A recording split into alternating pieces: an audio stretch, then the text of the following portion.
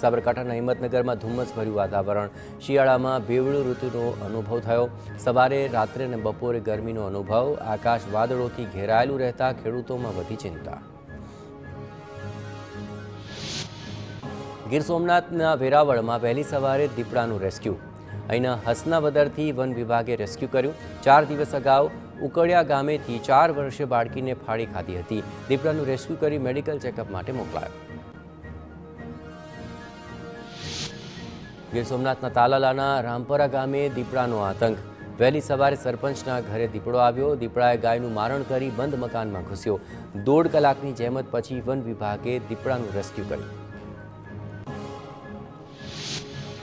પંચમહાલના બોરિયા ગામમાં રીંછ ફરતું દેખાતા લોકોમાં ફફડાટ। કેટલાય દિવસોથી રીંછના આટાફેરા જોવા મળ્યા। રાત્રિ દરમિયાન ખેતરોમાં જતા ખેડૂતોને અપાઈ ચેતવણી। ગ્રામજનોએ રીંછ પાંજરે પૂરાય તેવી માંગ કરી।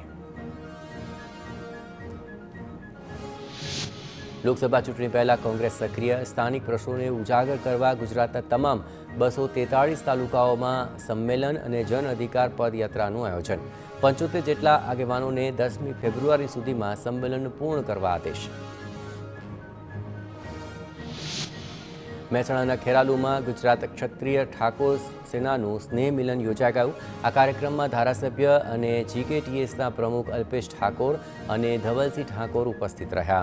વડનગરથી ખેરાલુ સુધી યોજાઈ ઠાકોર સેનાની બાઇક રેલી, જેમાં વડનગર, સતલાસણા અને ખેરાલુના ઠાકોર સેનાના કાર્યકર્તાઓ ઉપસ્થિત રહ્યા। આણંદમાં કોંગ્રેસનું સૌથી મોટું ગાબડું। કોંગ્રેસના અનેક નાના મોટા કાર્યકર્તાઓએ કર્યા કેસરિયા। સહકારી આગેવાનો અને સરપંચોએ ધારણ કર્યો ભગવો। 2000થી વધુ નાના મોટા કોંગ્રેસી કાર્યકર્તાઓના કેસરિયા।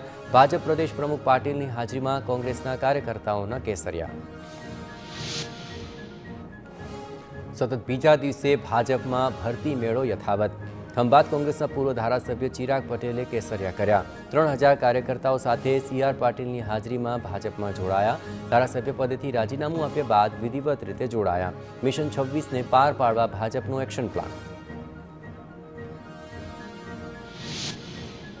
લેવા પટેલ પર જયેશ રાદડિયાએ કરેલી ટકોર પર પરેશ ગજેરાની પ્રતિક્રિયા। કહ્યું કે મને જયેશ રાદડિયામાં બીજા સરદાર દેખાય છે। જયેશભાઈને ક્યાંય અનુભવ થયો હશે, જેને કારણે તેમણે આવું નિવેદન આપ્યું। ભાજપ પ્રદેશ અધ્યક્ષ CR પાટીલનું નિવેદન, 2027 સુધી હું પ્રમુખ નહીં હોઉં। સાથે જ કહ્યું કે ઉમેદવારોના નામ જાહેર થયા વગર જ કાર્યાલયો ખુલી ગયા। મહેસાણામાં હિન્દુત્વ મામલે પૂર્વ નાયબ મુખ્યપ્રધાન નીતિન પટેલનું નિવેદન, કોઈપણ જ્ઞાતિ જાતિ હોય, એક જ સૂત્ર હોવું જોઈએ, ભારત માતા કી જય, જય શ્રી રામ। 500 વર્ષ જૂનો કલંકિત ઇતિહાસ બદલાઈ રહ્યો છે।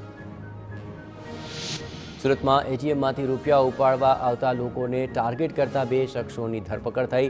મદદના બહાને તેઓ ATM કાર્ડ બદલતા ઉધના પોલીસે 30 ATM કાર્ડ સાથે 2 શખ્સોની ધરપકડ કરી છે। સુરતના વાંજમાં બોગસ દસ્તાવેજથી વૃદ્ધ NRIની જમીન પચાવવાની ઘટના।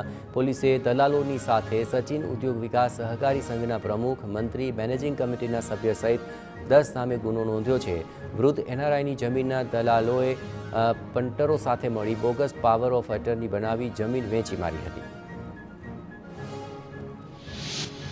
સુરતમાં નકલી પોલીસ બની લૂંટ કરનાર પકડાયો। સૌરાષ્ટ્રના સાવરકુંડલામાં નકલી પોલીસ બની લૂંટને અંજામ આપ્યો હતો। દુષ્કર્મના ગુનામાં ફસાવાની ધમકી આપી વ્યક્તિ પાસેથી 6 લાખ પડાવ્યા। આરોપીઓએ ફરિયાદી પાસેથી મોબાઈલ અને કારની ચાવીની લૂંટ કરી હતી। પોલીસ બનનાર 2 આરોપીની કરી ધરપકડ।